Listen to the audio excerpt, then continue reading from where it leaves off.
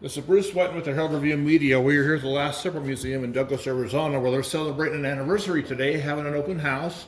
And with us is Eric Braverman, the owner of the Last Supper Museum. Eric, what's going on here today, sir? Hi, everybody. You can call me EB, by the way. It's our third anniversary, and we also have done an expansion with Father Arnold Noriega. Arnold Noriega, got but it. it's Arnaldo, really. Arnaldo. Noriega. He had a women's shelter north of town here in Elfrida, and he passed away.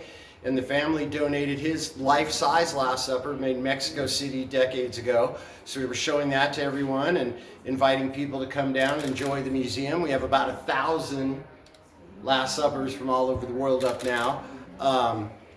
And continuing with our thrift store where the books and the clothes and the shoes are free, and just trying to get in as many magazines and newspapers as we can. PBS is coming down next. Okay.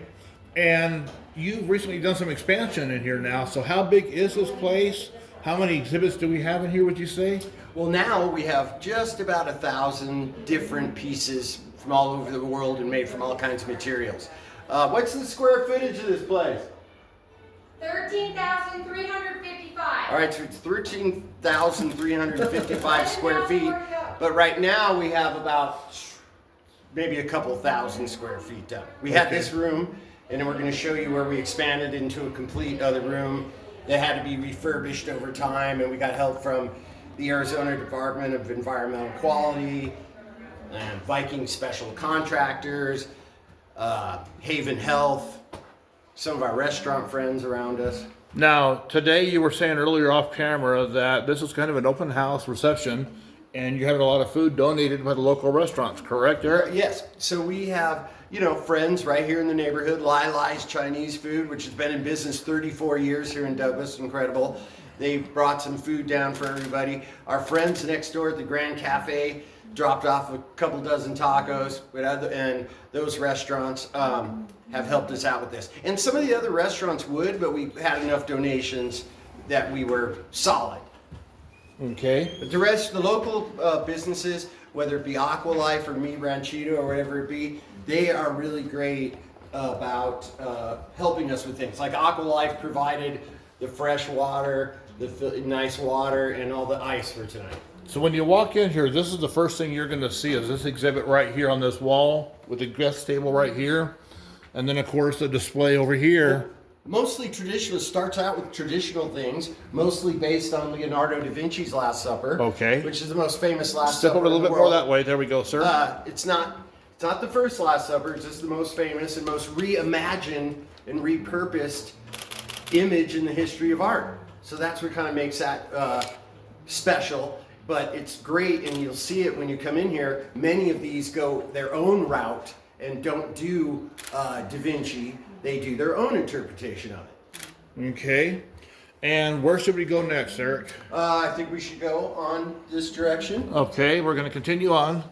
And we have more than 40 types of wood in the museum. Uh-huh. We have furniture, we have sculpture from the Holy Land in Africa and Ireland and Indiana. Let me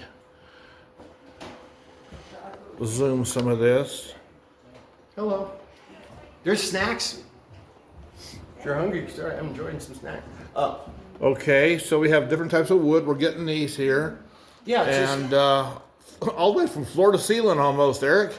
And in the other room, you'll see more wood. This is a concentration or a snapshot of some of our wood collection. But there's some very big wood pieces you'll see in the other room. Okay. And then again, just diversification. Every cultural group, every ethnic group is represented in the Last Supper Museum. It's kind of one of our things. All are welcome all the time, and they're always coming in. People are bringing Last Suppers in every week from all over the world, and we're having guests from all over the world. We just had a couple Google us and came in from Queensland, Australia. Wow. And then we got the Kachinas here from... The Kachinas are from the Four Corners area, and we've This is dealt with some beautiful. tribal things before. So the tribes helped us get these together. They're all different artists, and the baskets are pine needles that were actually, and this was actually made in Mexico by Mexican Indian women. So this is Okay. kind of a nice one. Yeah, fascinating stuff there too. Okay, so let's go see the big event in the back. That's the one I want to see. No, Hey, How you doing, Bruce? okay, thank you. that's good food. The good times? Yeah, you gotta love it. All right, this is the latest acquisition, right? Well, it's not the latest. We've had it for a few months, Oh, but okay. we just put it on display for the first time. It's over 20 feet long. Yes, it's huge.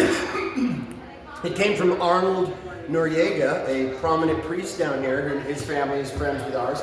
All we know about this mystery piece, again, the museum's always about art, history, and mystery, is this was made in Mexico City. The priest friend organized it there and got it to here. And that's all we know about it. And it's 1,000 pounds altogether, but we don't know much about Now, what it. are these? What is this made out of? It looks like This is made out of plaster, metal, wood, and paint. okay. And the table's just a big heavy wood table.